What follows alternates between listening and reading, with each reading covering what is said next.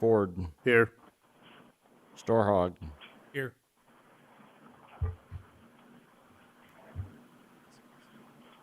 we have 9 members present, Mr. Chairman. Thank you. Agenda item. So moved. Motion by Vanderwall, Second. second by Diedrich. Richard, would you call roll? Bartley, Aye. McHugh, Aye. Gatsky, Aye. Dietrich, Aye. Kleinjohn, Aye. Vanderwall, Aye. Jensen, Yes. Storhog, Aye. and Ford. Aye. Motion passed. Agenda items to be added to the agenda by commission members or staff. Just doing during our director's report. That's all I have. Alrighty. Invitation for citizens to schedule a time on the commission agenda for an item not listed. Seeing none. Disclosure of conflicts of interest, relationships to applicant, or ex parte communication.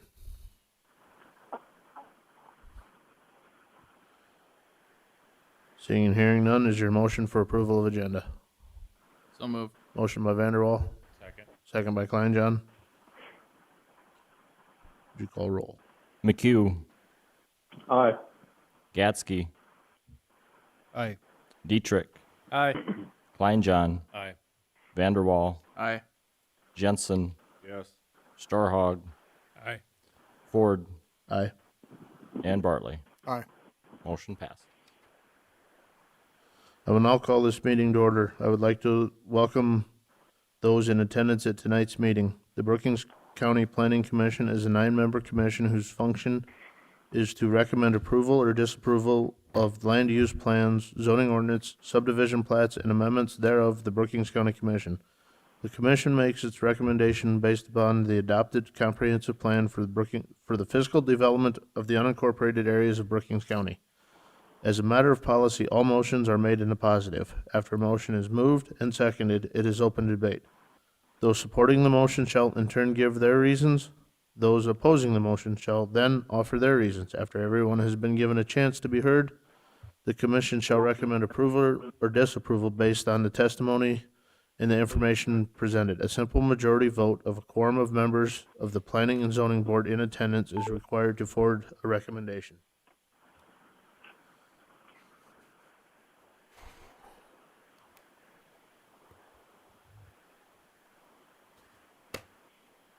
Consideration of plats. Agenda item 2021, plat 008, plat of block 1 of Seppanen Addition located in the south one half of the northwest 1/4 and north half of the southwest 1/4 of section 10, township 112 north, range 50W of the 5th prime meridian, Brookings County, South Dakota.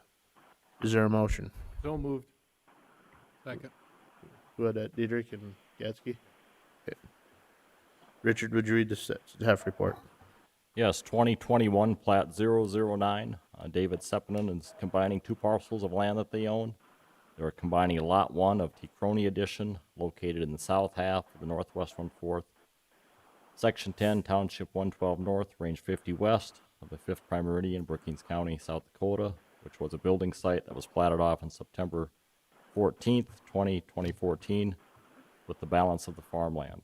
So the acreage and farmland will all be back into one parcel, and the plat meets the plotting requirements of the 2016 comprehensive plan for the unincorporated rural area of the county, as stated on page 24 of the Ag Land Use Plan.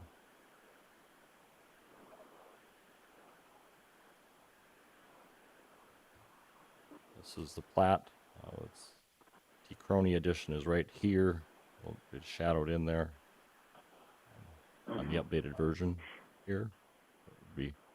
This is the complete new plat with block 1, which will be known as, to include Ticrony Addition, which is right here. I'll show you that in the maps in just a second. Here's the beacon map with the overlay. This is the Seppanen and Ticrony Addition right here, which will be this plat will be vacated and it'll all become one plat known as block 1, Seppanen Addition. This is just the beacon map of the 2 parcels. This is the farm ground This one is the building site that is already platted out. So we're combining all the two parcels together into one, and that's all that I have. Is the applicant here? The applicant is not here this evening. Okay, I will now open the public portion of the hearing. Is there anybody in the audience or on the phone that is for this? Seeing and hearing none, is there anybody in the audience or on the phone that is opposed to this? Seeing and hearing none, I will now close the public portion of the hearing. Is there any additional comments or questions from members of the board? Seeing and hearing none, Richard, would you call roll? Gatsky, Yes. Dietrich, Yes. Kleinjohn, Aye. Vanderwall, Aye. Storhog, Aye. Jensen, Yes. Bartley, Aye. McHugh, Aye. and Ford. Aye. Motion passes. Agenda item 2021, Plat 009, Plat of Kirby Pioneer Cemetery Edition, being located in the southeast 1 acre of the southeast 1/4 of Section 24, Township 110 North, Range 51W of the 5th Prime Meridian, Brookings County, South Dakota. Is there a motion? So moved. Motion by Vanderwall, Second. second by Bartley. Richard, would you read the staff report? Yes, 2021 Plat 009. Alice Intermill is platting off Kirby Pioneer Cemetery Edition, being located in the southeast 1 acre of the southeast 1/4 of Section 24, Township 110 North, Range 51 West of the 5th Prime Meridian, Brookings County, South Dakota. This is a historical cemetery located southeast of Olga. The cemetery was researched by a service group and records in the Register of Deeds office, and the research was reviewed by the state's attorney office of Brookings County, and it was determined that the cemetery was returned to the original parcel of land that it was located in, and the land, which would be the current landowner, Alice Intermill, has that piece of property, and she is platting that cemetery off now with its own legal description for future use of lot, blocks, and grave as needed in the future, if they're needed. The plat meets the requirements of the 2016 Comprehensive Plan. This is the plat of the cemetery, grave numbers and lots here for future use. Shows the street and the setback area on there. There's the beacon map showing the cemetery overlay. It's been maintained over the years. It's all mowed up, kept up. There's a nice sign there going around the original perimeter, original fence line of the cemetery. Just another overhead beacon map showing of it. And that's all that I have. Is the applicant here? Would they like to come forward? She is not here this evening. Okay, I will now open the public portion of the hearing. Is there anybody in the audience or on the phone that is for this? Seeing and hearing none, is there anybody in the audience or on the phone that is opposed to this? Seeing and hearing none, I will now close the public portion of the hearing. Is there any additional comments or questions from members of the board? Seeing and hearing none, Richard, would you call roll? Dietrich, Aye. Kleinjohn, Aye. Vanderwall, Aye. Storhog, Aye. Jensen, Bartley, Aye. McHugh, Aye. McHugh, Aye. Gatsky, Aye. Ford. Aye. Motion passes.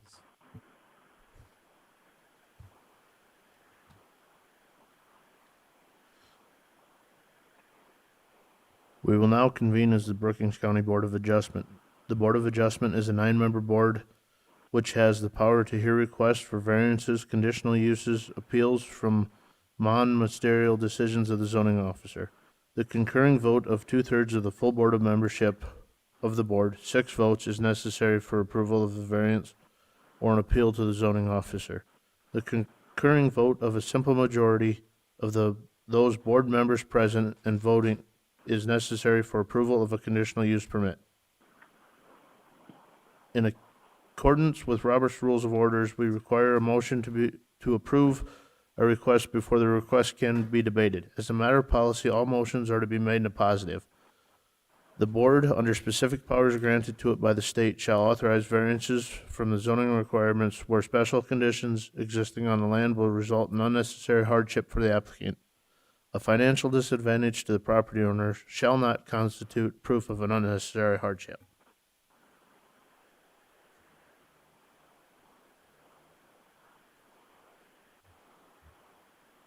Oh, I'm sorry, I missed.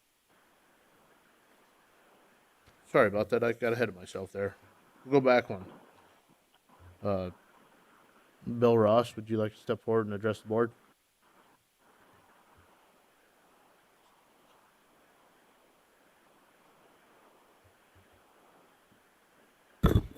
Hello, I'm Bill Ross, and we have a farm just north of town, Section 12. We call it Goodrich Farm, and we're just right across from the SDSU sheep unit, if you get a location. And I just wanted to throw out a concept for planning and zoning. We're thinking long-term what we want to do with our land, and also my in-laws. We have the old Sundahl farm. The siblings took over part of it and divided it up. My wife is one of the oldest Sundahls, if some of you would know the Sundahl farm. So we're going to be meeting, and we always casually talk, and I know we're going to be meeting this end of this month. So there's a concept of agri-hoods that I've always had in the back of my mind, and it would fit with our farm. We do agritourism, we do weddings, we do public events, we do pizza nights out there, and some of you might have been out there, I'm not sure. But every time I think about long-term, I wonder about the 35-acre regulations for development. And the agri-hood concept is a concept that's growing across the United States. Probably a small concept, but it's growing pretty good. If you just Google agri-hood, you'll find a lot of information about it. But it's the basic concept is that it's community housing development built around a organic farm instead of like a country club golf course. And it brings a lot of what our culture is longing for this day and age.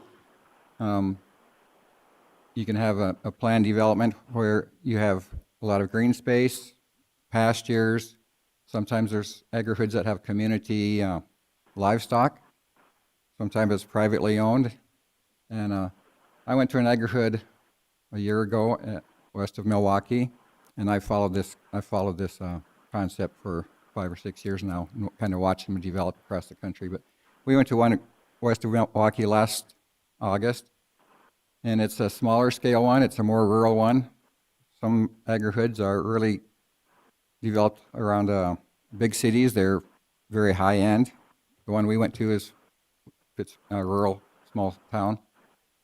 And it was 10 to 20 acres, had homes surrounding the paddocks and the community barn, and they shared livestock, they shared gardens, and it just creates a healthy, what they call a farm-to-table lifestyle.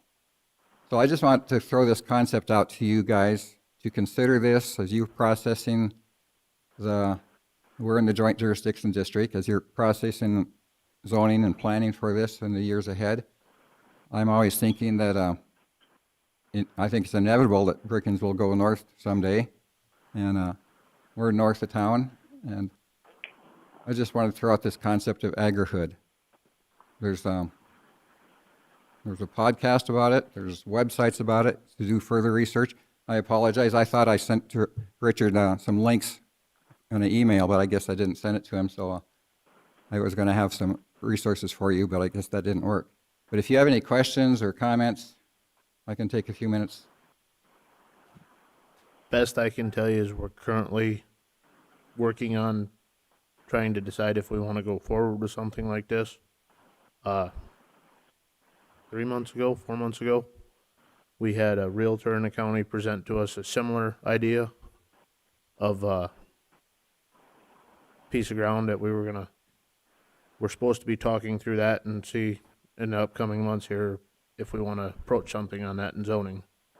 So you are the second person to come to the board questioning something in that order. Yeah.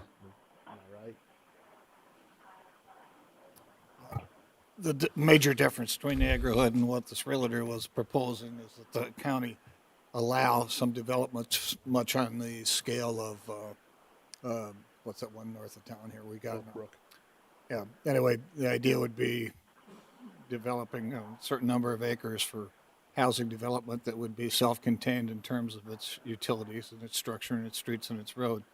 And whether or not, Sunnybrook was the one I was thinking of, it was north of town. Sunnyview. Sunnyview. Yeah. Okay, his name was Sunnyview.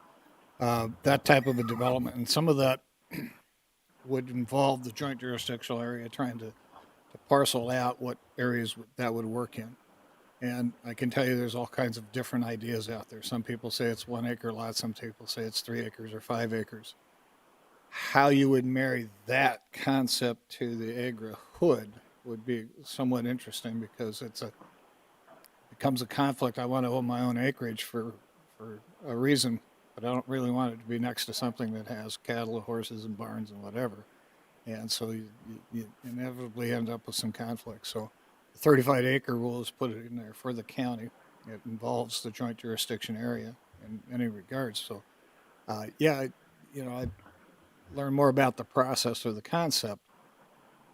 The actual trying to meld those two types of things into the joint jurisdictional area is going to be somewhat difficult because when we look at land use, we try not to have to leapfrog something like that with utilities and services later as you try to annex the city as its growth. And you end up with pods of things that don't fit inside the city type of an atmosphere. So, yeah, it's a game. You Yeah, gotta play it back I and have thought forth, of that. and all the things we do in jurisdiction have to go through the city planning and zoning also. Mm-hmm. And they have a comprehensive plan out there a ways, and nothing like this is in that plan at this particular point. So we don't have all our joint jurisdiction things worked out. COVID hit us, and everything kind of went to a halt and a stop. And I don't know if Luke is on the phone or not, but Luke, if you are, I'm going to put you on the spot and ask you when we might resume those discussions with the City Planning Commission on the joint jurisdiction.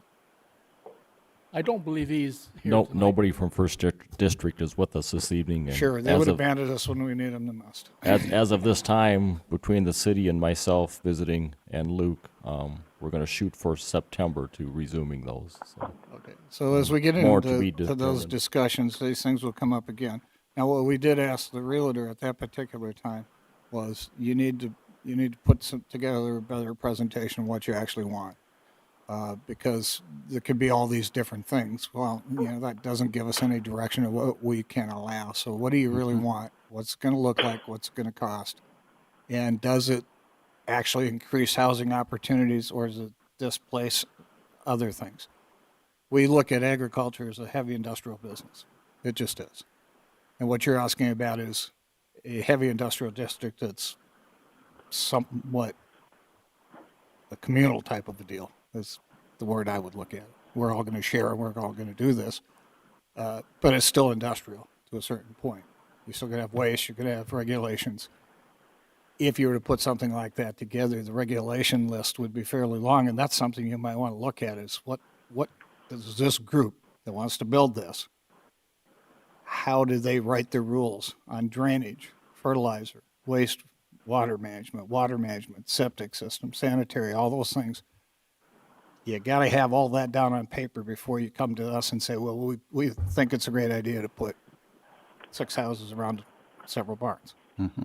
You got to, that can affect other people around them. So you got to have all those things in order. So it's a lot of work. It's just not it'd be great to do this. So I'd encourage you that if you want to look at that concept, there's a lot of groundwork you need to do. Come back to us to help us with it. Because we're probably not going to do that groundwork. We're going to see what you propose and what you look at. We may do our own individual work and research on it, which we should, as all the members should. In addition, the county commission will have to approve it at some point in time. And I can't speak for the commissioners at this meeting anyway. So that gives you an idea of what we would need from you as we move through the process starting again in September. A lot of detail, a lot of work, a lot of analysis, where it's going to be. I mean, we got a lot of drainage issues in the county. We've got a lot of issues with water protection areas. All those things have to be addressed in anything that we do. We can't have unintended consequences in some things that happen. So that's where the planning and zoning comes into it. It's not, no, we're opposed to the concept. How do we make it work? Is it possible? So those are the things I direct you to look at. I will. Thank you. Thank you for your time. But yeah, I understand all that. And there's all sorts of types of the agri-hood concepts that fit in different urban or edges. Well, Middlebrook is one by Des Moines. And as you Google them, you'll find there's lots of styles that fit. But I'm kind of interested in this, so I will do some homework. Any other comments or questions? From my professional standpoint of what I do, this happens to be a topic that is going across the country, where they're kind of like a modified Hutterite colony headquarters, where they're sharing, but they're individual houses and they share in the land. I've seen this, and there's articles about it. So if Bill doesn't send you stuff, I mean, I just listening, I know I can get you some more stuff on it. But you're right; it has to be planned. And then, of course, we're hand tied about what we can do because of our city utilities. They either expand or they don't, and so there's a limit on where we can go with city utilities, and that's really affects the joint jurisdiction area a lot. And so either if the utilities isn't going to expand in this area, then they should just do away with the joint jurisdiction area. That's really the bottom line on that. That's my opinion. But I think this agri-hood there's different names for it. Agri-hood is kind of the catchphrase in most of the articles. Kind of catching, but it's just a commune. It's like a commune, but you own your house. So, anyway, for what it's worth. Okay. Thank you. Thank you. Well, you're just fine.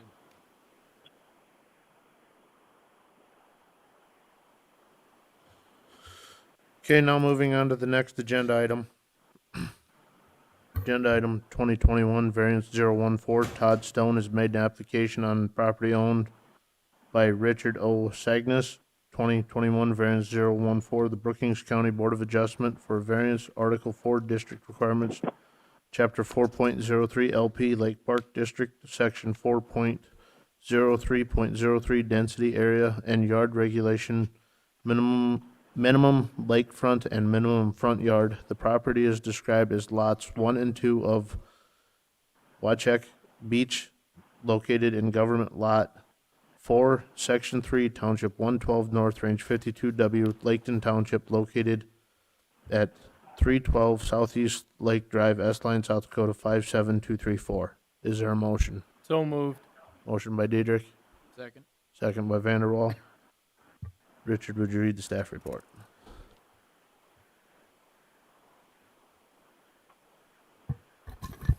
Yes, 2021 variance 014. Todd Stone has a purchase agreement pending approval of the variance request with Richard Sagnas, the owner of the property. Mr. Stone has applied for variance to build a residence closer to the lakeside setbacks currently allow. The roof support post for a covered cement patio would be 27 feet 9.5 inches away from the highest known watermark, which would be a variance of 47 feet 2.5 inches. The covered patio was 14 feet wide, and the foundation of the house would be 61 feet from the highest known watermark. The lakefront setbacks are 75 feet from the highest known watermark, and the proposed residence will meet the 25-foot roadside and 8-foot side yard requirements. If he was to build to the 75-foot requirement, he would have a buildable space would be 16 feet wide. The north portion of the parcel is located in the floodplain, and the applicant would need to complete a floodplain development permit and add fill as needed and meet the Federal Emergency Management Agency FEMA requirements for building in the floodplain, which is, and the floor plan of his and site plan is included in this report. Things to consider are the shape and the size of the lot. Waikiki Beach subdivision was platted on December 6, 1967, prior to the current zoning ordinance recommendations and requirements. And the Brookings County Comprehensive Plan, future land use development for lakes on page 58, it is likely that the established development areas of Lake Campbell, Lake Hendricks, Lake Titankaha, and Lake Poncet will all experience experience continued growth in varying degrees, while non-lakefront growth potential exists for all the available lakes. Significant lakefront areas is appropriately zoned and subdivided in some cases adjacent to the lakes, Lake Titankaha, Lake Hendricks, and Lake Campbell.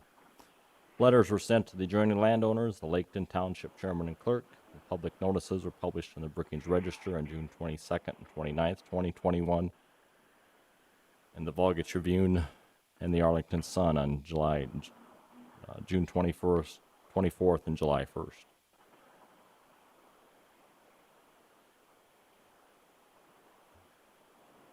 Here's the applicant's site plan, actually a floor plan with the site plan in there. It's 20 from the high stone water mark where the seawall riprap is here back to a support post of the open patio. It's 27 feet 9.5 inches. And this is the covered patio back here, so this would be the wall of the house, additional 14 feet back. House on this side, garage on the west side. He does meet the 8-foot side setbacks and the 25-foot road setback there.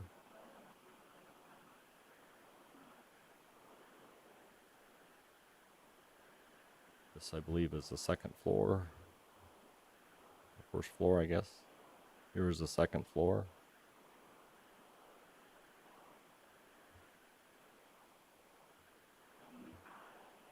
Just the elevations of the roof lines and dormers. Looking at it from the south, looking towards the north. This would be the front of the house. This would be the west side of the house. This is a lakeside portion here. This is a covered roof over the patio there. This would be the east side towards that. This is the property right here. The red area you can see is the mark by the designated in the floodplain area. Which currently is a existing mobile home that is on the property. And that would be removed. This shows the area without the floodplain designation. Over some pictures here. Let's be looking at it from the road towards the north. This is the end of the trailer. That's here. This is the road side. This is 25 feet from the road. Marked where the wheel is. Just looking towards the northeast from the southwest corner of the lot. This is looking down towards the east along the shoreline. A retaining wall right here, right there. The house will be back farther this way. This is looking towards the east.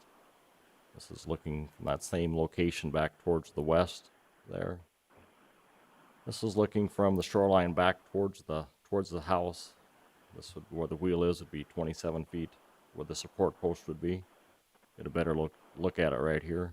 This is looking at it from the west. This would be the support post would be located in this area right there on the west side of the house. This is on the east side of the house. About the same location on there. This is just looking back. Again, looking south from the lake. The east side of the house. East side of the house. Okay, this is where the edge of the house would be. So the house would start from this wheel going back would be the starting wall or the foundation of the house. The patio would be out this way. And somebody looking towards the west, this would be the edge of the house right here. This is just looking off the edge of the house off towards the west, southwest area, large lot, open area. That would be, it would use to build on, and the rest would be open space. And the applicant and the owner are here this evening, and we have received no comments on this that I'm aware of, so that's all that I have. Yes, the applicant and the landowner are here this evening. Mr. Stone is the applicant. Okay. Thank you. Would the applicant please step forward, sit down, make sure the mic's on, clearly state your name. Good evening. Todd Stone. Do you have anything to add to Richard's report? No, just that the current floor plan there is the first one I sent him. The next floor plan is the actual one, which pulls the garage further away from the lake. So we did that just because we thought we'd enjoy the sunsets better. Fair enough. Anything else? No, we would continue to purchase the property and build in a couple of years, so this Okay. isn't something we'll do right away. Moving forward then, I'll now open the public portion of the hearing. Is there anybody in the audience or on the phone that is for this? Seeing and hearing none, is there anybody in the audience or on the phone that is against this? Seeing and hearing none, I will now close the public portion of the hearing. Is there any additional comments or questions from members of the board? Just curious on the right side of this picture, how far is the structure from the property line? Setbacks are 8 feet, but I'm 15 You're 15. from the east property line. There's a East side. Okay. township right away on the west side, and then the state park is directly to the west of that. Building up in the top right corner there is an existing shed that's on the property. Okay.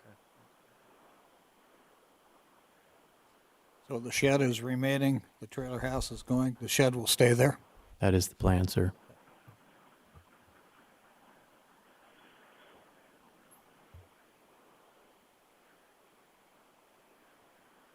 Any other comments or questions? Richard, could you put up page 13? I think it's 12 or 13.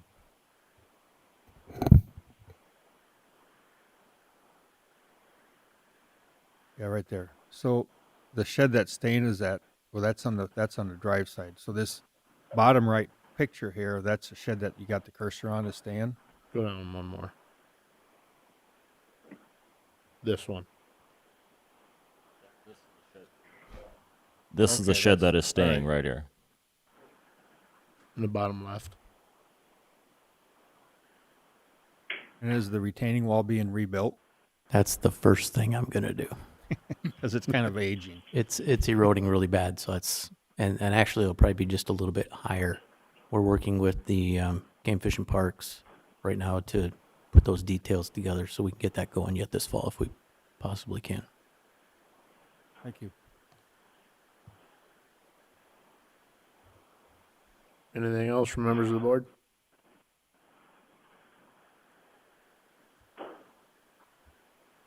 Seeing and hearing none, Richard, would you read the findings of the facts?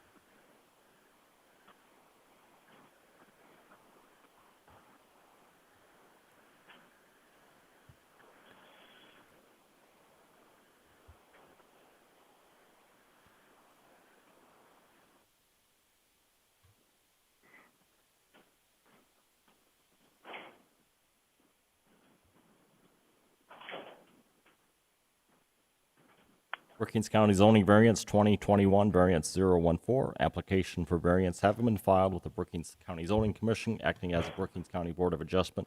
Copy of the application being attached here too.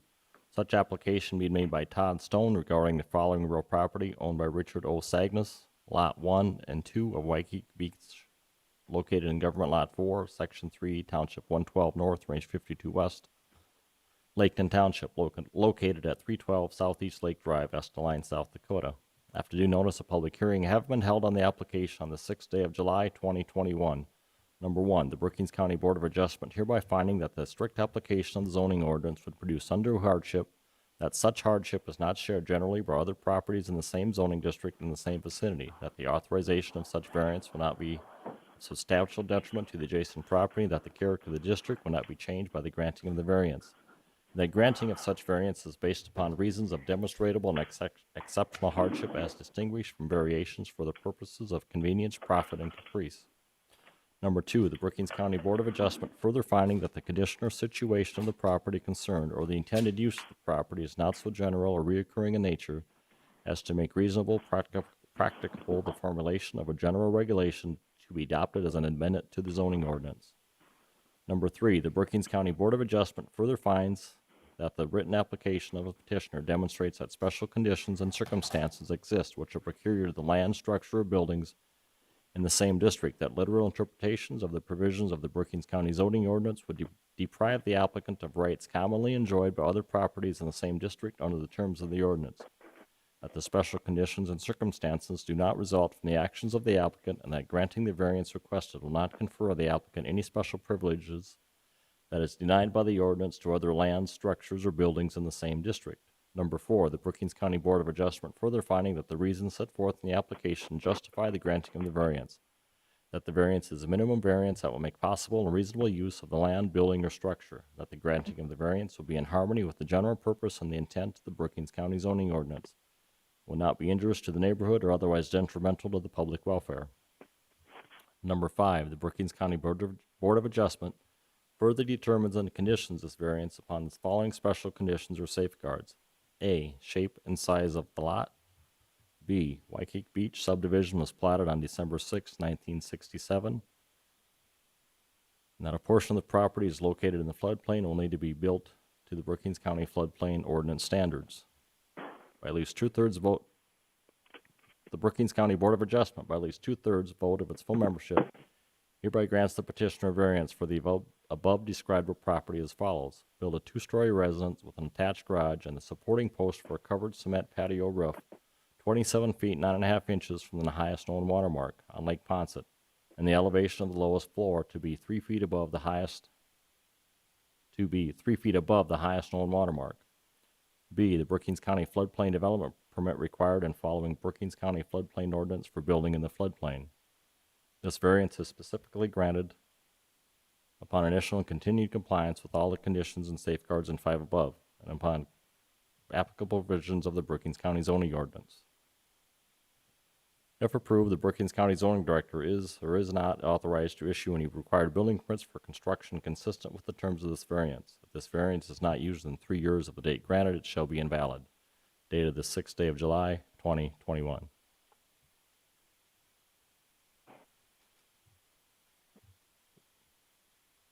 Mr. Chairman, I concur with the findings at item 5 and the findings of fact, Thank you, Mr. Bartley. conditional uses. Richard, would you call the vote? Kleinjohn, Aye. Vanderwall, Aye. Storhog, Aye. Jensen, Yes. Bartley, Aye. McHugh, Aye. Gatsky, Yes. Dietrich, Aye. and Ford. Aye. Motion passes.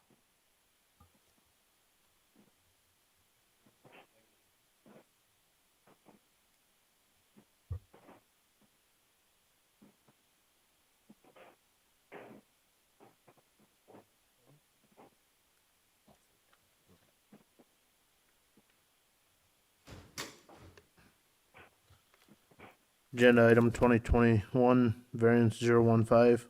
Jan Sanderson has made an application 2021, variance 015, to the Brookings County Board of Adjustment for variance Article 11, Section 11.01A, Agriculture District, Area Regulation Number 7A, where a second single-family home is requested on an established farmstead, so long as it is immediately connected to the existing farming operation. The property is described as the west one half of the west one half of the northeast 1/4, excluding the west 163 feet of the east 365 feet of the north 378 feet, and excluding highway in section 26, township 110 north, range 49W, Aurora Township, located at 47657 U.S. Highway 14, Aurora, South Dakota 57002. Is there a motion? So moved. Motion by Dietrich, Second. second by Gatsky. Richard, would you read the staff report?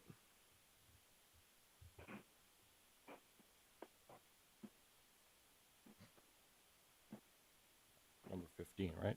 Yes. Sanderson. Okay. Jan Sanderson has applied for variance for a second single-family home residence, stick-built home to be built on an existing homestead. Brookings County zoning ordinance, Article 11A, Agricultural District, Area Regulation 7A, where a second single-family home is requested on an established farmstead so long as it is immediately connected to the existing farming operation. B, single-family residence legally built under these ordinance shall be considered an established farmstead after the site has existed 10 years. C, the county zoning commission may deny any request for a smaller minimum lot size if it is determined as an attempt to circumvent the intent or the requirements of this ordinance. The property is located on US Highway 14, a half-mile east of the Aurora corner, which is 476th Avenue. In reviewing the property for this variance request, a 1908 plat map on the northeast quarter of Section 28 in Aurora Township shows 2 building sites or residences on the property. The property has been subdivided over the years from the original 160 acres to the current 37.8 acres it is today. The 1.1 acre parcel with the house on it was deeded off on February 21st, 1980 with its own legal description. The 1.1 acre split with the existing house on it was illegal in 1980 was illegal subdividing of the property that was allowed by the zoning ordinance at the time, and it is still allowed in the current zoning ordinance today. The balance of the 37.86 acres has 1 residence built on it in 1971 with several accessory buildings used for his pick-your-own fruit, vegetable farm, and Christmas tree farm. 37.8 acre parcel is where Mr. Sanderson would like to move on a second stick-built home for his daughter to live in. She helps with the farm in the summertime and also has off-farm employment as a substitute teacher. Brookings County Zoning Ordinance, Article 11A, Agricultural Districts. Area regulation listed above and the comprehensive land use plan for Brookings County, sections listed above on page 49. Rural development areas, agricultural preservation policies, page 50. Maintain a residential density of not more than one building site per 35 acres. On page 69, Appendix B, land use and design criteria by specific land use in the rural development area, page 70, agricultural housing. Brookings County recognizes the need for relatives of farm operators and employees to live on the farm, and in order to allow that relatives deriving their primary source of income from the farm, where they work, live, and more than one residence or dwelling may be allowed on a minimum of 35 acres in 2 instances.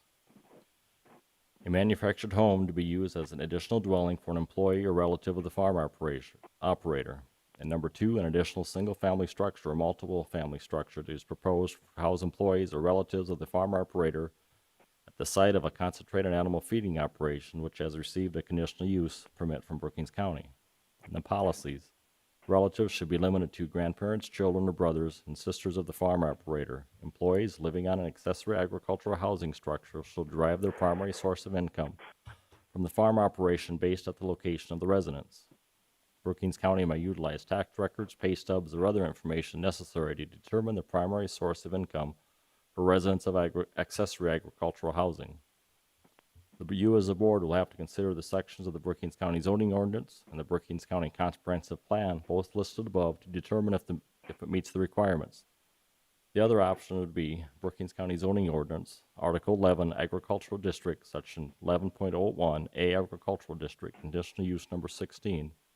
1 manufactured or mobile home as a secondary residence on an established farmstead to be used as the occupancy of a farm employee or by the parents, grandparents, children, brothers, or sisters of the occupant of the land, provided the said home is removed within 90 days of the vacation thereof from the qualified occupant or occupants. Public notices were published in the Brookings Register on June 22nd and 29th, 2021, and letters were sent to the adjoining landowners, the Aurora Township Chairman and Clerk, and the South Dakota Department of Transportation. Here's the variance application.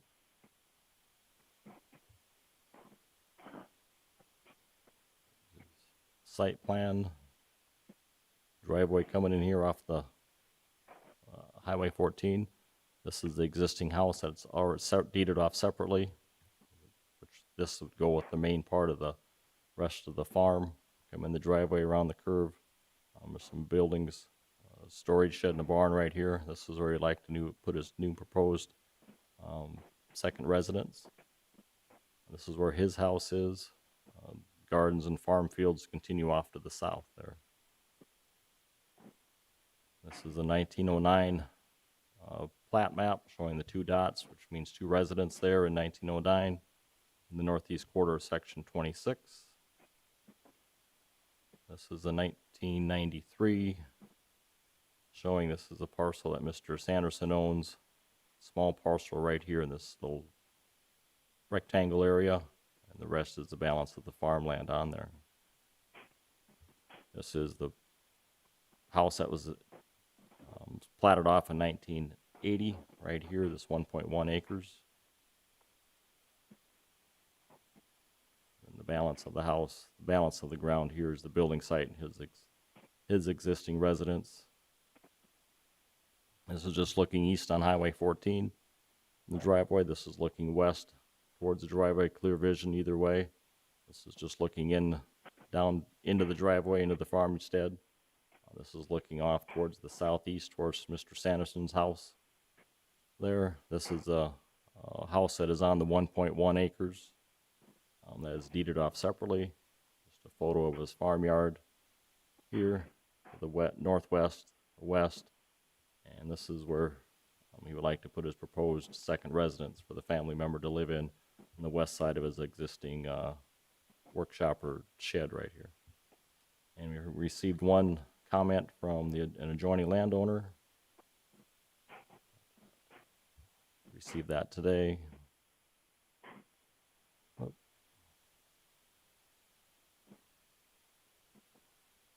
It was in an email designated, came into the county development website or email address. It says, "Dear Mr. Hill, as a representative of the South Dakota Crop Improvement Association, owners of the land to the east of Sanderson's, we have no objection to the additional house being placed on the property. Sorry for being late, but I have been out of town. We have not had a chance to respond until now. Sincerely, Neil R. Foster, Executive Director, South Dakota Crop Improvement Association." And that is all that I have. Thank you. The applicant here, would you like to step forward?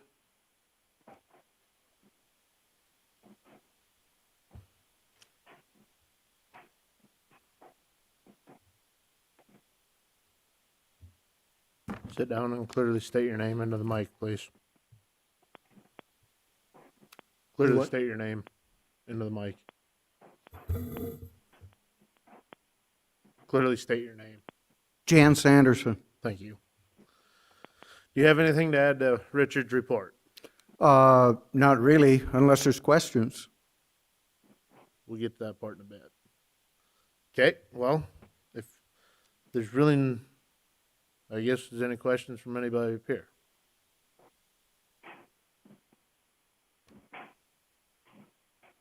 Seeing none, move to the public portion of the hearing. Is there anybody in the audience or on the phone that is for this? Is there anybody, seeing and hearing none, is there anybody in the audience or on the phone that is opposed to this? Seeing and hearing none, I'll now close the public portion of the hearing. Is there any additional comments or questions from members of the board? Jan, your daughter's going to be the one that's building the house? Is she what? Your daughter's going to be the one that's building the house? No, it's actually Edgebrook Golf Course. The groundskeeper used to live in this house, and they got a new groundskeeper, so he's moved out. So the city wants to get the house out of there, and he asked me if I was interested, and I said, yeah. So it just be picking the house up, moving it out, and set it on a foundation. Okay. But it's for your daughter, though, right? Yeah. Yeah.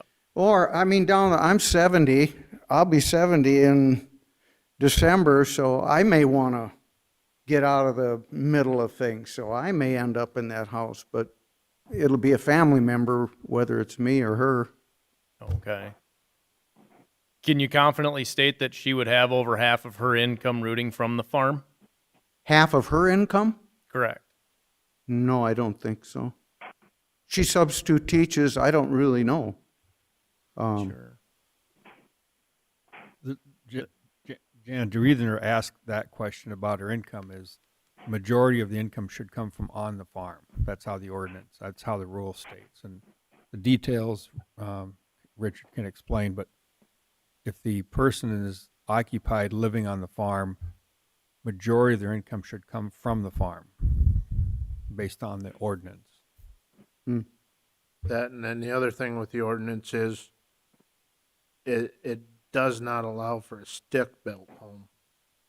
If the way I read that. We had this exact same thing last month that we turned down because they wanted to add a second stick-built house, which basically is what you're moving in. This is more, this ordinance is more designed to move in like a double wide or modular home. And the ordinance states that within 90 days of that home being vacated, it needs to be removed from the property.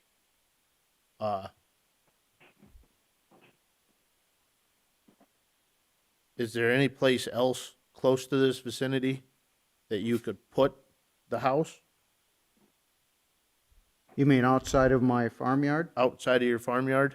That would have Not 35 that, acres. not that it would make, not that would make sense. I mean, the electricity and the water and everything is right there in the yard. Uh,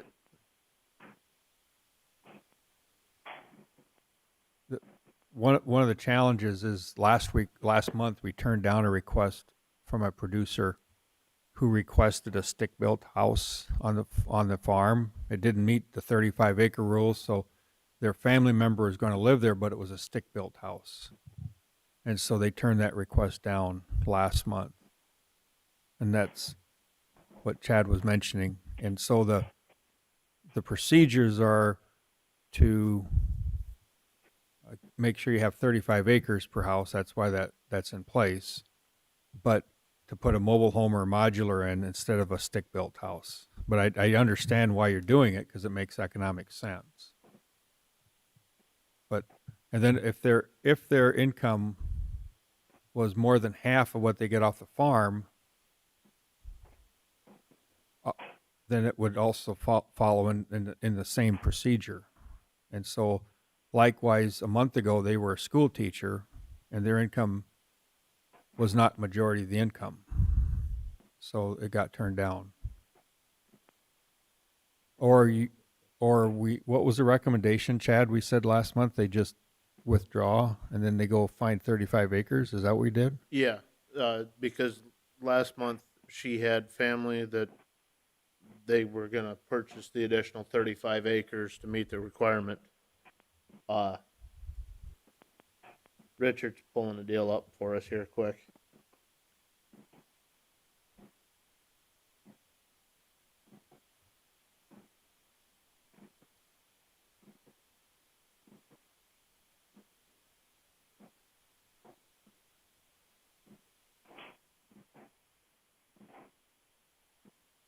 John, were you a county commissioner when that 35-acre rule went into effect?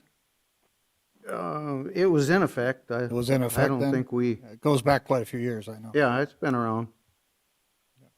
So where you're shooting for is in the yellow area.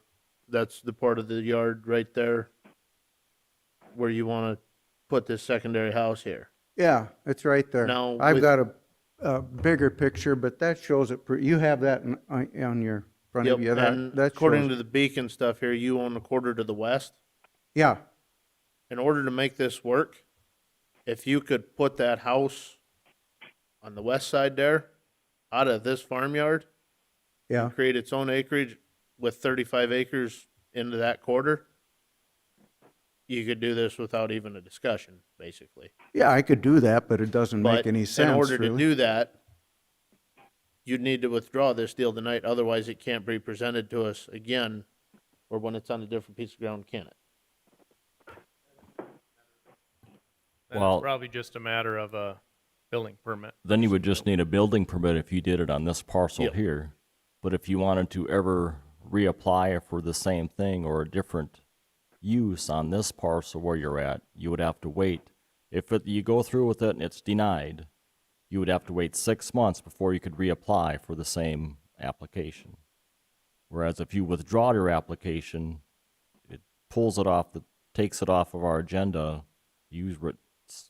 Give us a written statement you want to withdraw your agenda, and then if you come back with Plan B next month, whatever that would be, then you could do that. Otherwise, you would have to wait 6 months before you could reapply for that. Just kind of looking at the and I use this analogy before, the boxes you need to check on this. One is you got to prove some income statements that this you pay her. She works on the farm. Is it more than half her income on her 1040 form? That type of stuff, and then it has to stay that way as long as they live there. The whole idea is it's an employee of the farm. That's why we do it in the temporary housing. So that's one box you got to check is you got to come back with that information just because you don't know, which I believe. The second box you got to check is this is a stick-built, moved-in house and not a trailer house. It's meant to be temporary housing, and if the farm dissolves or whatever, the worker who lives there or his family member leaves, the residence goes away too. And that's a box we got to check. And if it's a house, I assume you're going to put a foundation and basement and all that underneath it. So it's not going to be moved out if your daughter decides No. to move out of it and you don't move into it. Now we've got an extra residence there that's being rented, or do you sell it? Can any of that be accomplished? So it's kind of a box that we don't know, so to speak. And then you said, well, I may move into it myself. Yeah, we're the same age. I may move into it myself. Well, then what do you do with the house you're living in now? There becomes issues that down the road don't fit this 35-acre rule. Well, and I can see another issue here right now that I knew, but looking at it here, like we suggested, moving it over, depending on where they'd set it on that side of the trees, they're out of room for that pivot to turn. I mean, I suppose I could parcel off a piece and tie it into my other quarter, but that doesn't make any sense. I mean, if you're gonna sell that quarter, they don't want a piece of ground sticking out in the middle of that to sell it. I mean, it just doesn't, it doesn't make sense to do it any other way. So, I mean, if that doesn't fit into your rules, I'll abandon it. But It's not the first time this has come up. So it's no, this came It's- up all the time. right. So I mean, it's pretty frequent. Whether they change the ordinance or not, that's a different issue. Yeah. But that 35-acre rule tends to be a limiting factor for some folks. Or how close, where does your pivot come? Could you put it up, tuck it right up behind this other shed right here and still have the house and still have the pivot to allow it to go by? Yeah. Yeah, I could put it over there, right where you're pointing. I mean, if you had room to put it there, And that would better fit our comprehensive plan. And Yeah, it wouldn't fit mine though. I understand that. and you would not need, as long as it's kept in one parcel, you would not need to separate or deed off 35 acres at this time, Yeah, if I just put it over there. if you put it over there, correct? But if I wanted to put it in my yard where it makes sense, I'd have to parcel off a piece, cut it in there, right? You'd have to add it to that, yes. Yeah. Right, correct.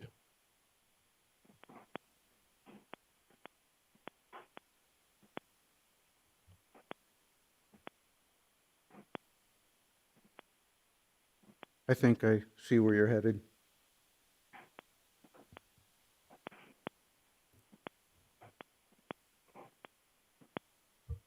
So if I think what they're saying too is if you think you want to withdraw the offer, then you withdraw it, and then you could redo it and come back, or we vote. If we vote, then you can't come back for 6 months. Suggesting the withdrawal would be the smartest thing to do at this point. If you withdraw it, you've got the option to come back next month. You can redo whatever you brainstorm a want. different plan to get the acres right for you. Well, if you took some of those trees out and put the house in right where the trees are, right on the west side of the property line, you'd probably only be 50, 60 feet from where you wanted it. How far that would was be the okay. proposed plan from the property line? Yeah, I suppose. My dad, that's 400 walnut trees there. I think my dad actually planted them with the idea of getting out of the yard and away from all the action, so, You don't Yeah. want to. You don't want to wake up the dad. no. He's sleeping real good. Yeah, Okay, I'll withdraw it then. All right. You'll need to write that out on a piece of paper for us.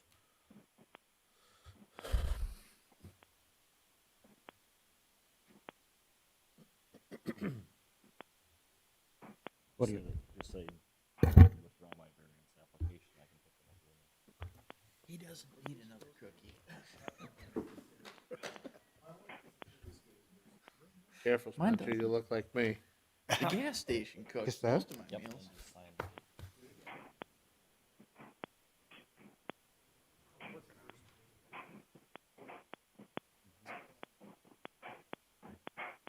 You bet.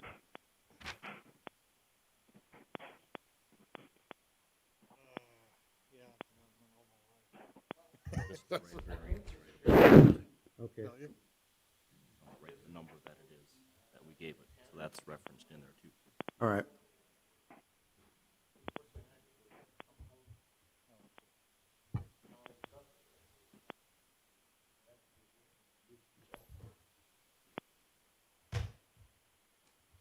That it? We should be good, thank you. Thanks, John.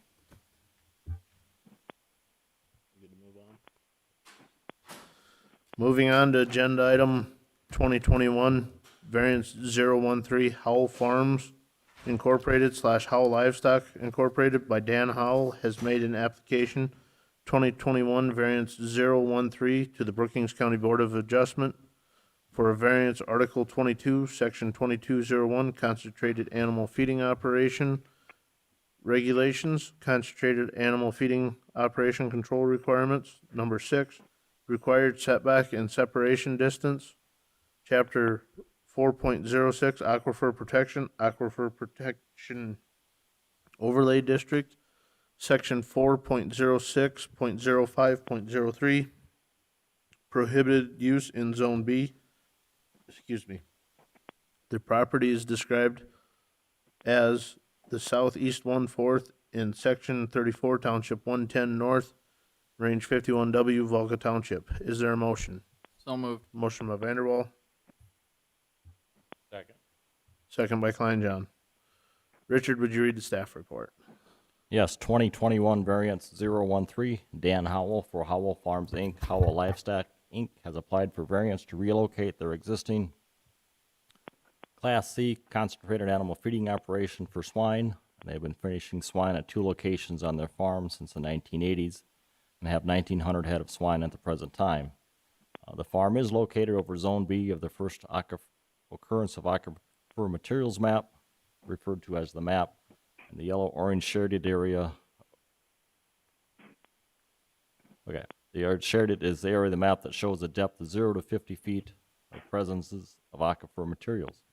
The first occurrence of aquifer materials map was done by the South Dakota Department of Environment and Natural Resources Division of Financial and Technical Assistance Geographic Survey Aquifer Materials Map 19 by Lane Schultz in 2004 to be used as a guide for the soil profile.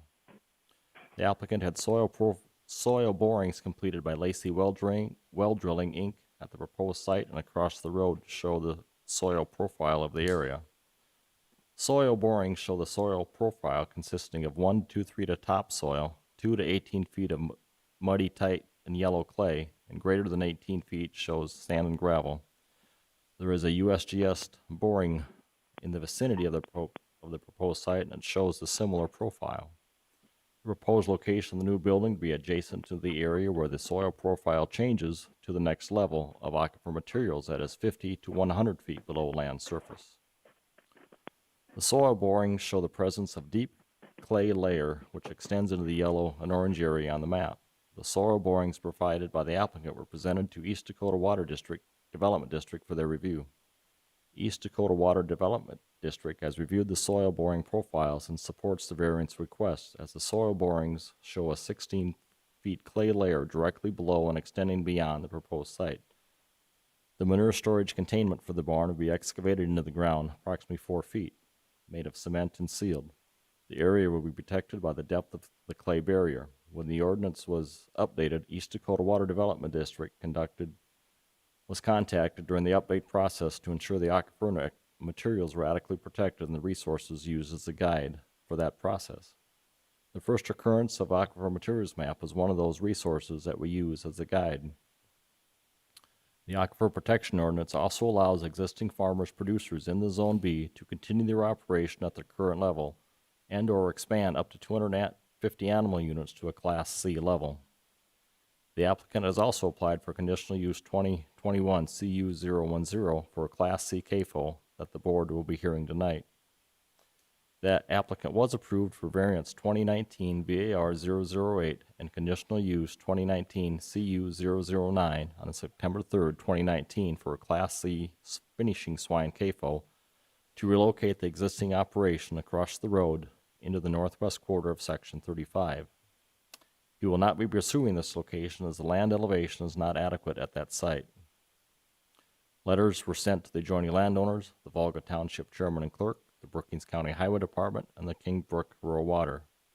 Public notices were published in the Brookings Register on June 22nd and 29th, 2021, and the Volga Tribune on June 24th and July 1st, 2021. Here's the variance application.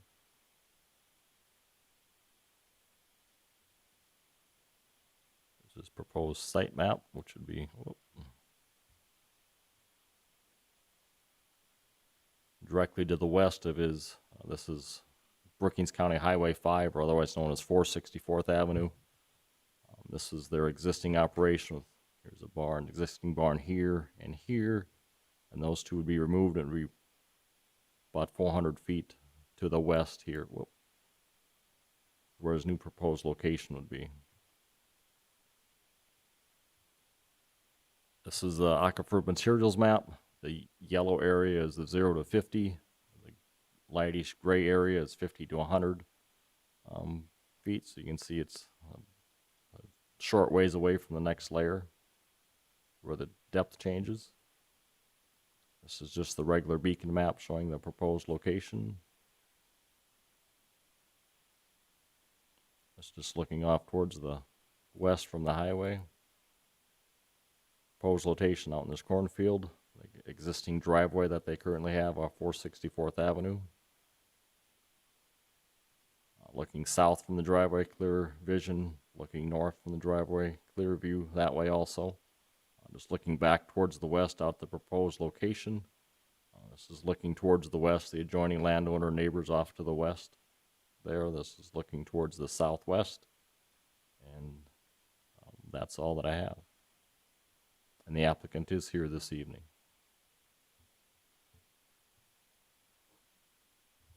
Would the applicant please step forward, sit down, and clearly state your name?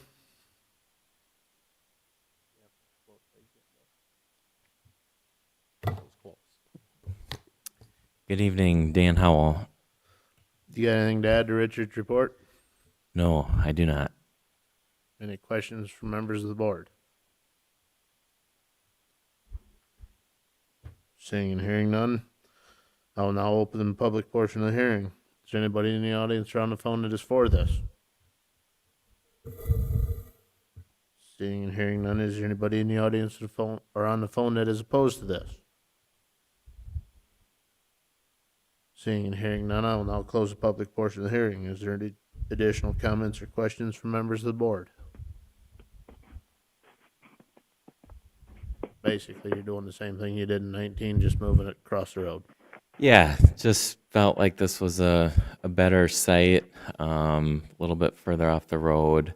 And probably the biggest thing that I didn't really take into account the last time was, you know, you have a 250-foot setback off the highway, and then you have a 200-foot road.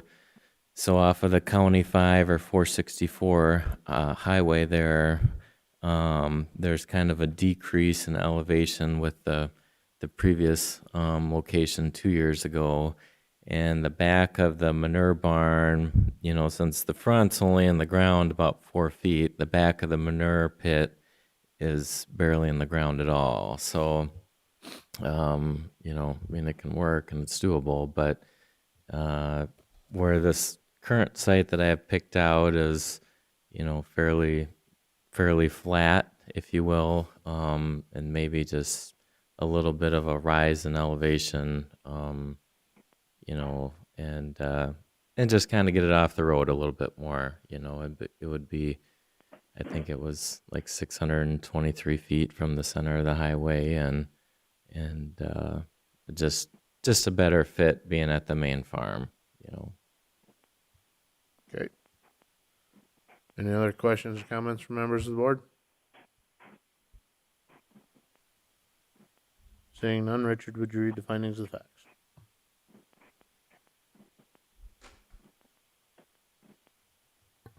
I'll just go through the highlighted areas. I won't reread the whole variance findings here. Brookings County Zoning Variance 2021 VAR 013.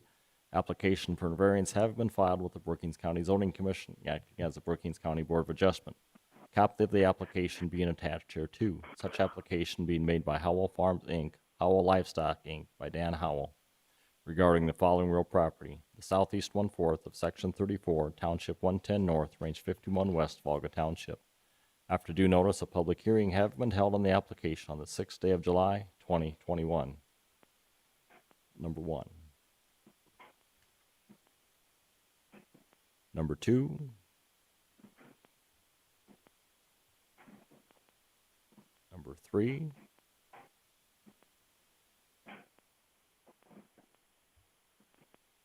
Number 4.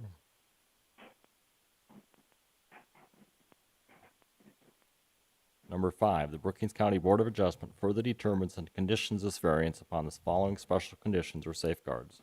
A, Brookings County Zoning Ordinance, Chapter 4.06, Aquifer Protection, Section 4.0603, Establishment and Delineation of Aquifer Protection Overlay Zones.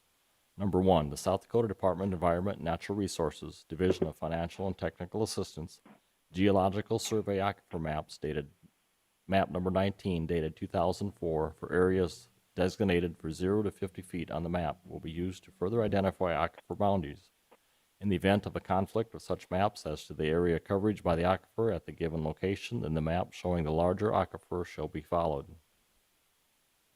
Number 2, the shallow superficial aquifer boundary was mapped using data from the South Dakota Geological Survey and the United States Geological Survey. This map only serves as a general guide to the location of these aquifers.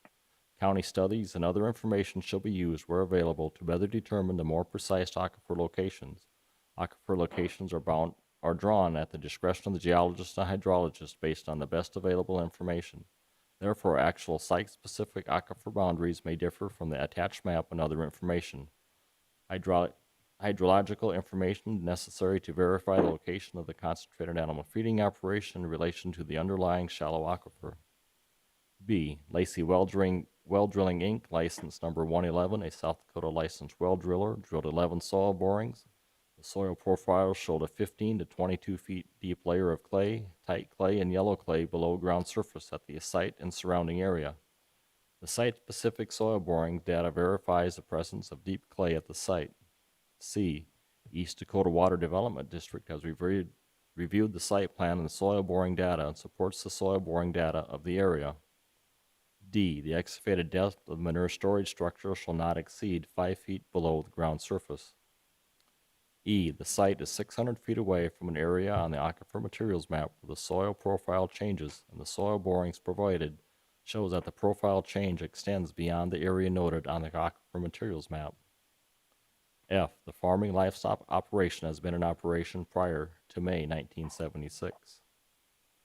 G, it's contingent upon approval of a conditional use 2021 CU-010 for a Class C CAFO.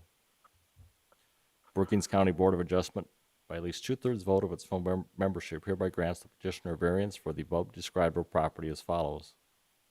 Build a proposed new 80 feet by 249 feet finishing barn for 2,400 head, 960 animal units of finishing swine for an existing Class C CAFO to be located in the edge of the Zone B of the Aquifer Protection Zone. This variance is specifically conditioned upon initial and continued compliance with all the conditions and safeguards in 5 above, upon compliance with all applicable provisions of the Brookings County Zoning Ordinance. If approved, the Brookings County Zoning Director is authorized to issue any required building permits for construction consistent with the terms of this variance. If this variance is not used within 3 years of the date granted, it shall be invalid, dated the 6th day of July, 2021.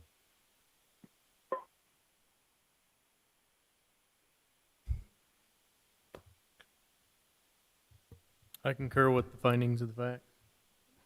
Thank you, Mr. Diedrich. Would you call roll? Vanderwall, Aye.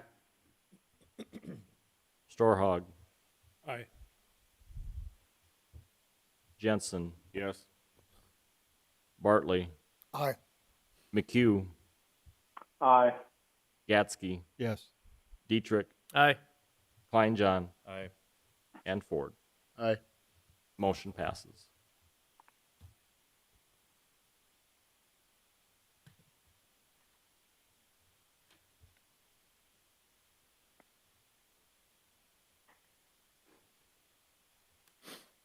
Agenda item 2021, conditional use 010, Howell Farms Incorporated, Howell Livestock Incorporated by Dan Howell, has made an application 2021 CU 010 to the Brookings County Board of Adjustment for conditional use Article 11, Section 11.01, A Agricultural District Conditional Use Permit Number 11, Class A, B, C, and D Concentrated Animal Feeding Operations.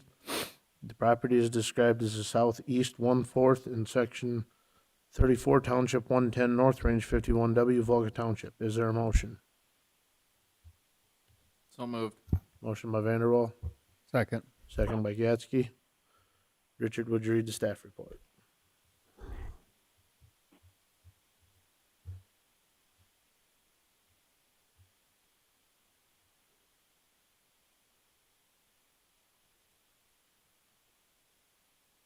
Yes, 2021 CU 010, Dan Howell of Howell Farms, Inc., Howell Livestock has applied for a Class C confined animal feeding operation, otherwise known as CAFO, or a swine finishing operation consisting of 2,400 head, which is 960 animal units. The applicant has finished swine on their farm since the 1980s in several barns in 2 separate locations, one on the existing farm, the other one 1 mile north of the proposed location. They currently have 1,900 head of finishing swine. The current barns will be removed and all the swine will be moved to the new updated facility. The new barn would be a Class C operation, and the proposed site plan features one 81 feet wide by 249 feet cross-ventilated finishing barn with an 8-foot deep pit excavated into the ground 4 feet to be used for manure storage, loading area, office, and bins. The manure just said that, with the balance of the pit being above ground. The above ground portion of the pit will be at the same height of the semi-trailer for loading and unloading. The proposed structure will meet the required setbacks at 200 feet from the county road, Blacktop Road, number 5, 464th Avenue, right away 200 feet from adjoining property lines, and 1,320 feet from existing residents and private wells other than the operator. The South Dakota Department of Environmental and Natural Resources well completion log shows no records of a well within the 1,320 feet setback. There is a designated area for fatalities for rendering pickup of deceased animals. The applicant will use the existing driveway off Brookings County Blacktop Road number 5, 464th Avenue as the main access. The applicant has visited with Volga Township concerning a road agreement. The manure pit would be capable of holding 900,000 gallons of manure storage, which would be sufficient to 365 storage capacity. The manure may be pumped out on an annual basis and applied by direct injection. The minimum number of acres needed to apply the manure is 200 acres. Their plans show they have 950 acres available for the application. The location of the proposed building is not located in Zone A of the wellhead protection area, but it is in the Zone B, the remainder area of this shallow superficial aquifer area not included in Zone A. According to the first occurrence of materials map in Brookings County, Article 16, Aquifer Protection, the aquifer materials map shows a site of sand and gravel generated 0 to 50 feet below the land surface. The applicant had soil borings done and has applied for variance 2021-013, which the board just approved this evening. And Jay Gilbertson with East Dakota Water Development District has reviewed the conditional use application and the soil boring information, and he has no objections to the conditional use request or the variance request, as the structure will be in the ground 4 feet and the balance above the ground. Soil borings indicate the clay barrier starting at a 2-foot depth below the land surface to a depth of 18 feet. The property is not located in the floodplain. The applicant has completed the information as required in Article 22, Section 22.01, Concentrated Animal Feeding Control Requirements Number 9, information required for a Class C and D concentrated animal feeding operation, which are listed below.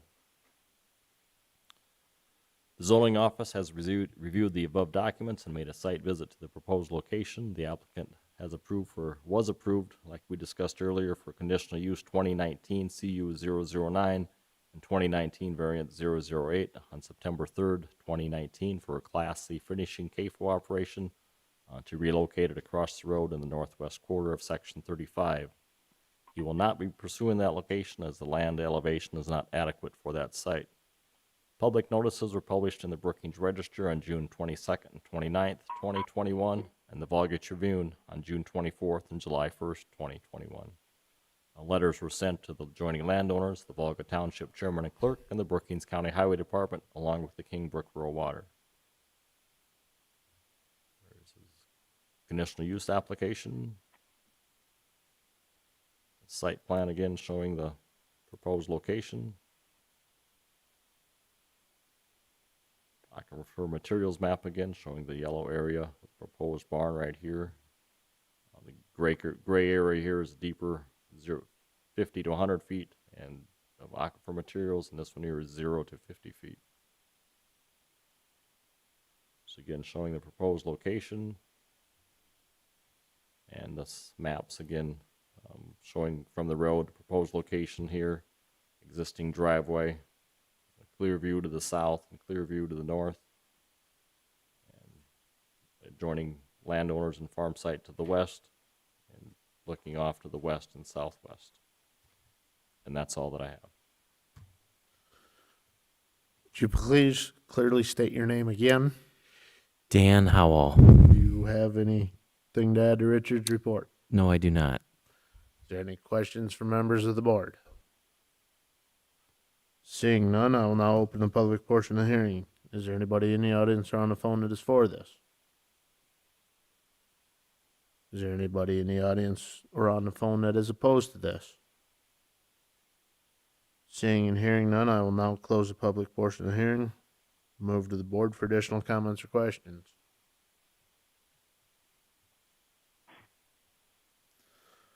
Seeing and hearing none, Richard, would you read the findings of the facts? Yes, these are read through in their entirety as this a conditional use application. Brookings County Zoning Conditional Use Permit 2021 CU 010. An application for a conditional use permit have been filed with the Brookings County Zoning Commission, acting as the Brookings County Board of Adjustment. Copy of the application being attached here too. Such application being made by Howell Farms, Inc., Howell Livestock, Inc., by Dan Howell, regarding the following real property. The southeast 1/4 in Section 34, Township 110 North, Range 51 West, Volga Township. After due notice, a public hearing have been held on the application on the 6th day of July, 2021. Number 1, the Brookings County Board of Adjustment hereby finding that it is empowered to grant such a conditional use under the following sections of the Brookings County Zoning Ordinance. Article 11, Section 11.01A Agricultural District, Conditional Use Permit Number 11, Class A, B, C, and D, Concentrated Animal Feeding Operation, and further finding that the granting of the conditional use will not adversely affect the public interest. Number 2, the Brookings County Board of Adjustment further finds and certifies that the following specific rules governing the conditional use requested have been complied with. A, Article 22, Concentrated Animal Feeding Operation, Section 22.01, Control Requirements Number 8. The Board of Adjustment has considered and incorporates in these findings Number 7, Standards of Conditional Use found on page 22.17, 18, and 19 of the Brookings County Zoning Ordinance. B, Variance 2021, Variance 013, was approved on July 6, 2021. C, Article 4, Chapter 4.06, Aquifer Protection District, Section 4.0605.02, Conditional Uses in Zone B. The existing livestock farm operation has been in operation since the adoption of the Brookings County Zoning Ordinance, May 1976. 3, the Brookings County Board of Adjustment further finds that satisfactory provisions and arrangements have been made concerning the following were applicable. A, entrance and exit to the property. We'll use existing driveway off 464th Avenue, which is known as Brookings County Highway, Blacktop Road number 5. B, off-street parking and loading areas. No on-street parking. C, utilities and refuge. Dumpster service required for garbage disposal. D, screening and buffering. Work with the Brookings Conservation District for a tree shelter plan as to not interfere with the natural airflow for ventilation. E, signs. 32 square foot sign allowed, and any required safety signs for livestock operation and production. F, required yards and other open spaces. None stated. G, general compatibility with adjacent properties and comprehensive plan is met for the agricultural district. H, roads providing access to the property are adequate to meet the transportation's demand of the proposed conditional use. It's located on a county road and road strip agreement with Volga Township if they would require one. Whoop.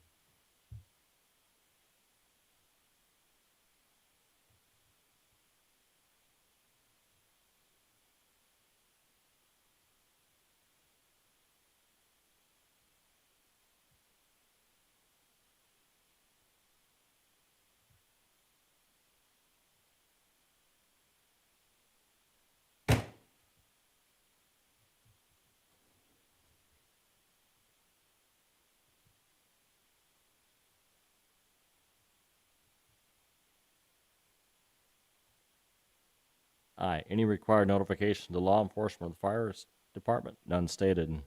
J, any safety inspections? Any inspections required by the South Dakota Department of Environment and Natural Resource for a state CAFO permit? Whoop.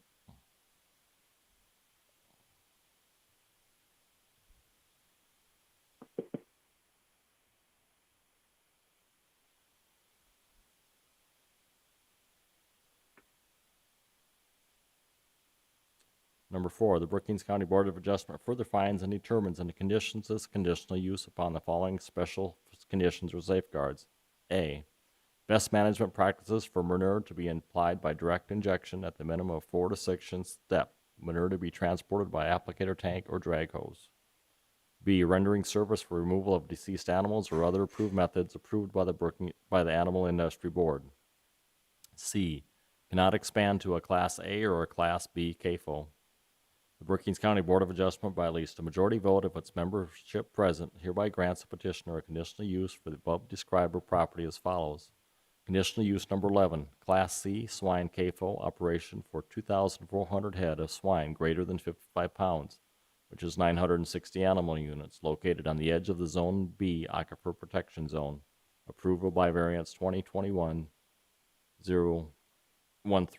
This conditional use permit is specifically conditioned upon initial and continued compliance with all the requirements and conditions in 3 and 4 above, and upon compliance with all applicable provisions of the Brookings County zoning ordinance. If approved, the Brookings County zoning director is authorized to issue any required building permits for construction consistent with the requirements of this conditional use permit. If this conditional use permit is not used within 3 years of the date granted, it shall be invalid. Dated the 6th day of July, 2021.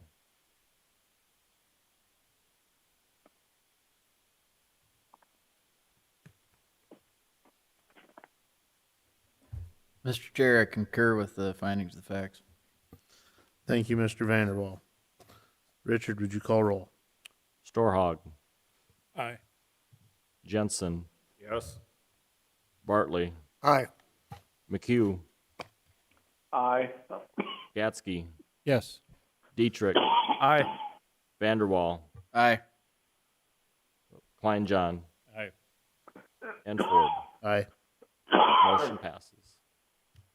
Thank you. Thanks, Dan.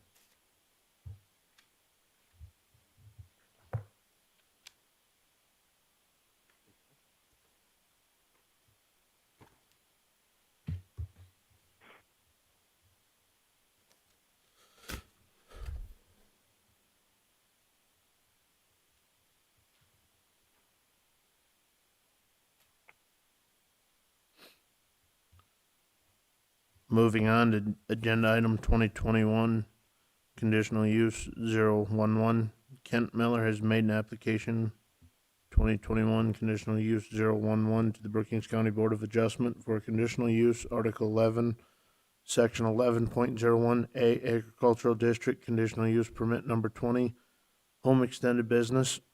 The property is described as the north 290 feet of the east 750 feet, excluding the north 200 feet of the west 215 feet of the northeast 1/4, Section 18, Township 110, North Range 50W, Brookings Township, and the north 200 feet of the west 215 feet of the east 750 feet of the northeast 1/4, Section 18, Township 110, North Range 50W, Brookings Township, located at 466-81 210th Street, Brookings, South Dakota 57006. Is there a motion? So moved. Who was that? Motion by Diedrich, Second. second by Vanderwall. Would you read the staff report when you're ready? Yes, 2021 CU 011. Kent Miller has applied for a conditional use for an extended home business for manufacturing, sales, and service of off-road vehicles, off-road vehicle accessories, and other vehicle accessories. His residence is located on 210th Street, just west of the intersection of 467th Avenue. 210th Street and 476 are Brookings Township gravel roads, and they are used by GCC Dakota Cement Plant located a quarter mile to the west for pickup and deliveries of cement products.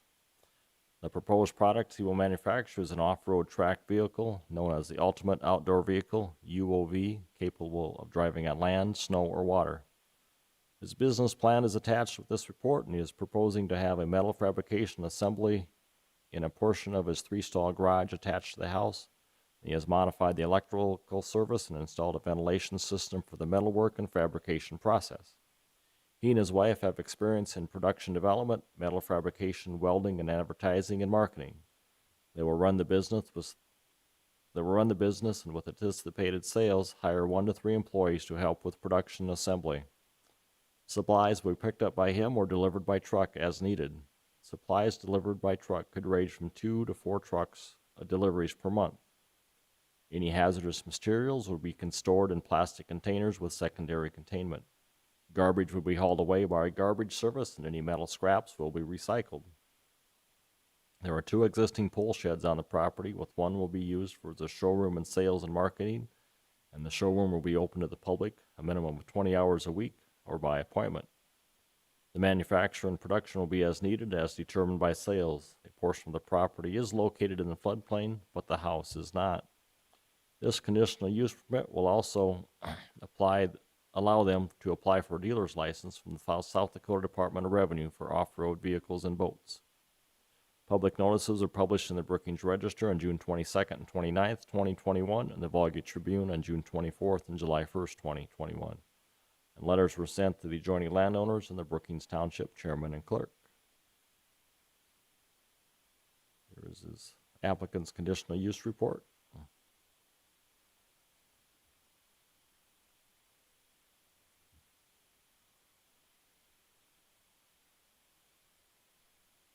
There's a beacon map, or with the application. This is a parcel with the house on it. This is the parcel with the balance of the land and the 2 pole sheds. And this is where the sales and marketing would be in one of these 2 buildings here. And this is where his proposed shop would be in this portion right here outlined in red on the existing 3-stall garage. Here's his business plan.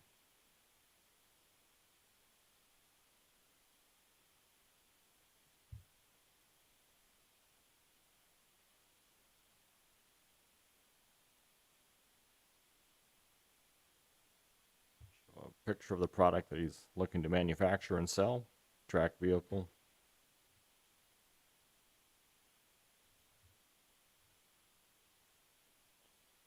Just shows that the floodplain area comes about halfway through the existing buildings here on the parcel to the east. The house in that area is out of the floodplain.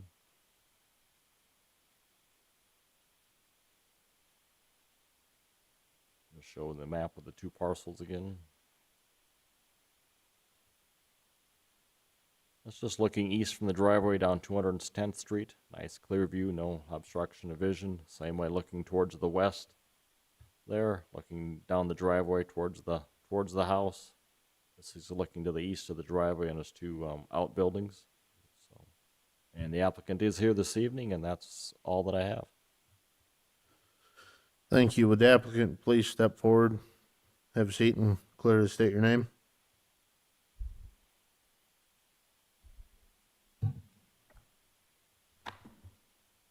Good evening, Kent Miller. Anything to add to Richard's report? No, look good. Any questions from members of the board?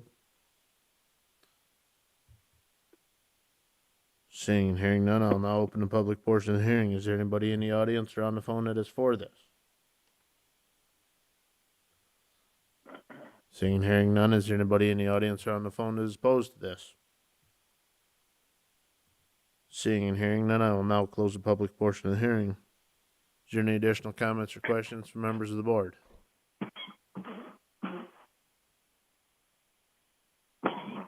Seeing none, Richard, would you read the findings of the facts?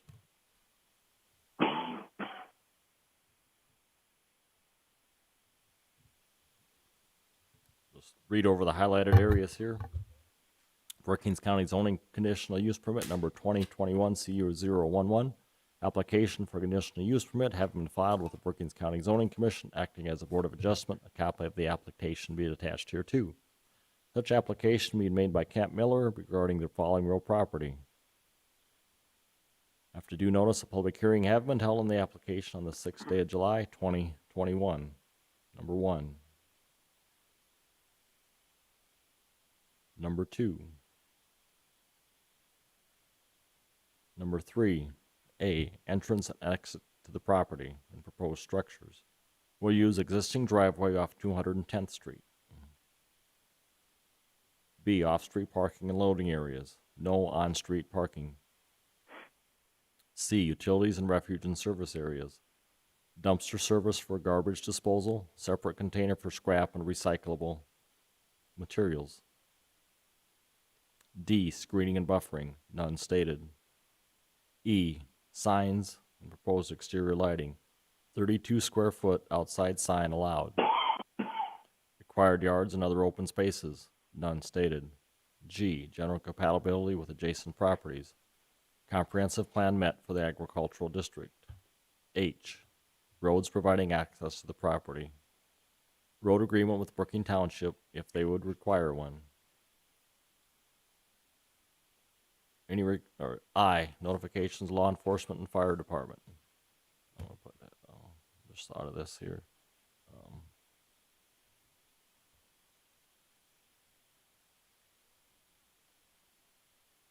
Mr. Hill, what's the hazardous material list that we have to have for the county, that the county needs from any manufacturing facility? Or Well, that's all regulated by the Department of Agricultural and Natural Resources. Okay. It depends on the quantities that they have, and they're required to report that to the state. It could be anything from manufacturing. Most of it is cleaning materials and stuff like that, but it takes a large quantity typically to have some kind of rules.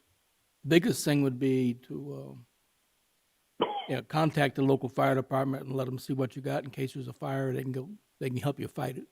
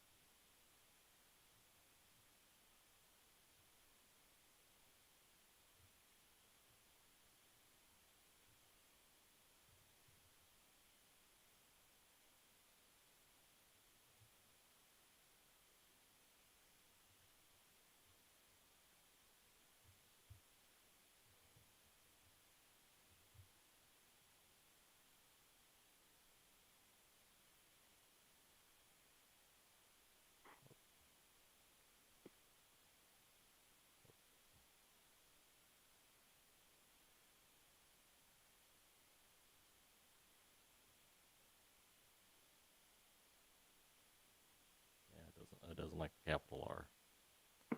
Any,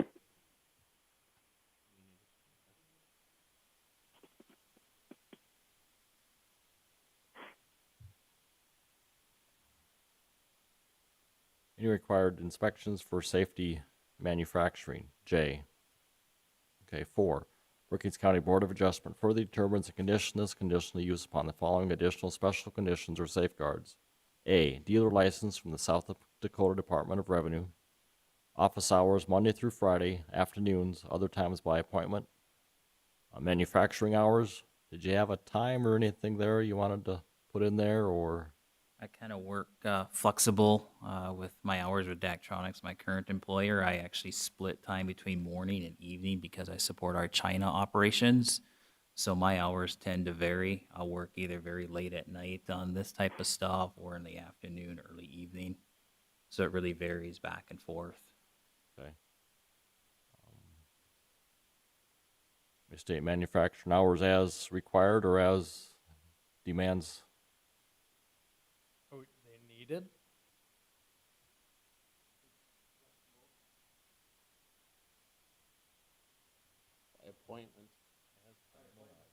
Well, this is the manufacturing hours, though. This is a production. This is a production end.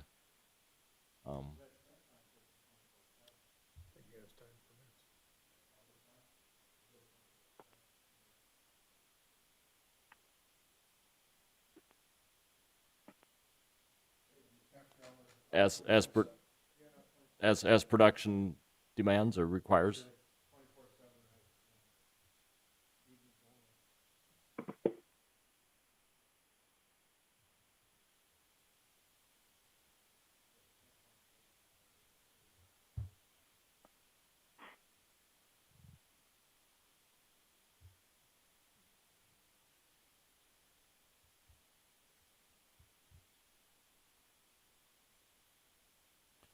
D, hazardous materials to be stored in containers with containment. E, garbage service to be used for refuge. F, metal scraps to be recycled. G, no outside storage of manufactured materials or new or used UAV vehicles. If production employees exceed 4 or more and buildings in the lot are no longer adequate for the manufacturing needs, the applicant will need to relocate into the city or relocate the business.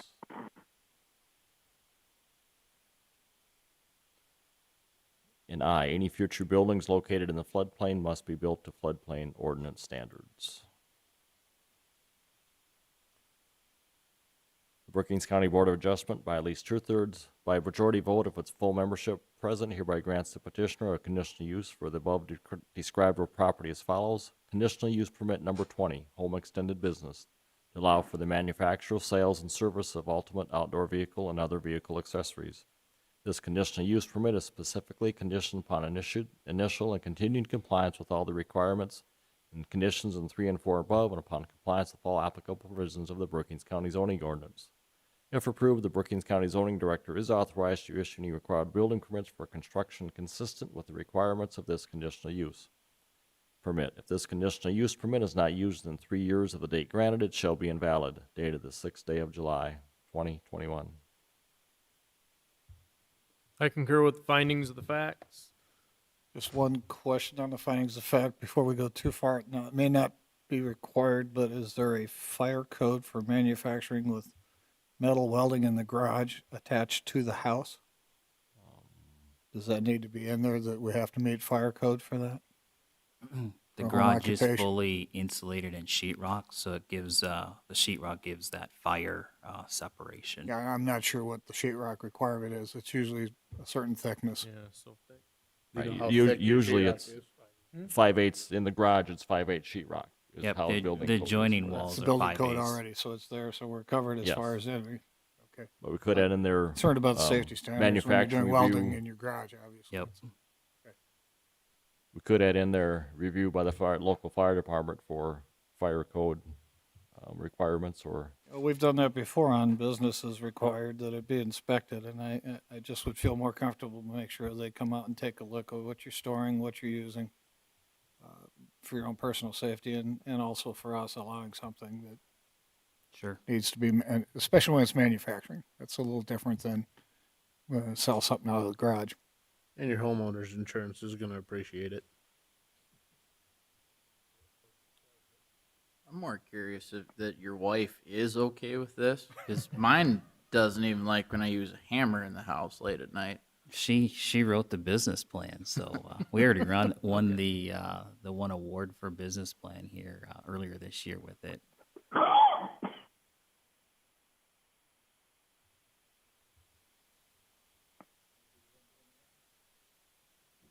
I can hammer in the garage and she doesn't hear it, so she's all good.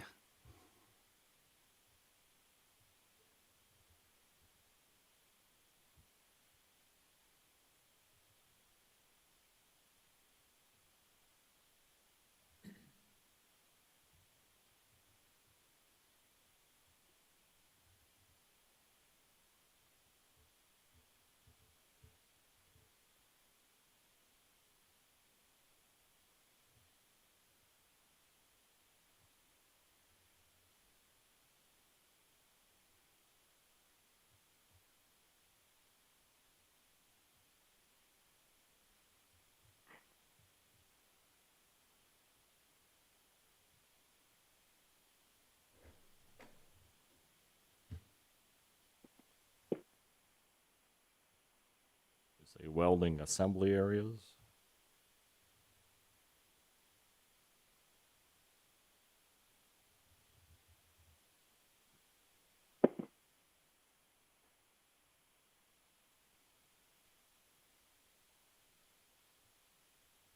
Do you now concur?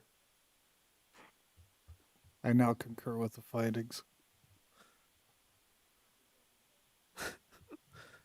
Thank you. Richard, would you call roll? Jensen, Yes. Bartley, Aye. McHugh, Aye. Gatsky, Aye. Dietrich, Aye. Kleinjohn, Aye. Vanderwall, Aye. Storhaug, Aye. Ford. Aye. Motion passes. Thank you. Thank you.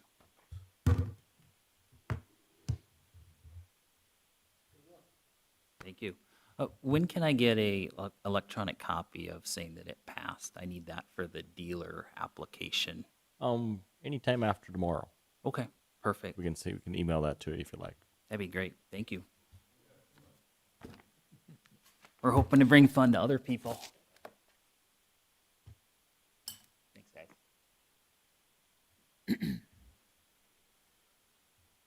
Agenda item number 16, department reports. It's dry outside. Watertown might have got 1.5 inches of rain over the weekend, but I don't think we did. In Brookings County, if you light a match out in the country, you're going to burn half your field up. And if it's extremely hot, you need to sometimes stop and take a break. We are going to try to kickstart the joint jurisdiction ordinance. Richard can talk to you more about that. I may have to miss a couple zoning meetings, but other than that, that's all I got. Richard, you can speak your piece. Yes, the weed department has went around and inspected the gravel pits that are permitted in the county.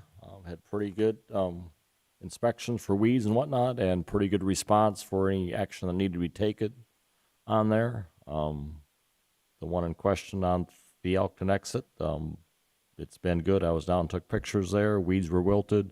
Berms are constructed down there, so things are moving along as required as we wanted them to, so that looks good.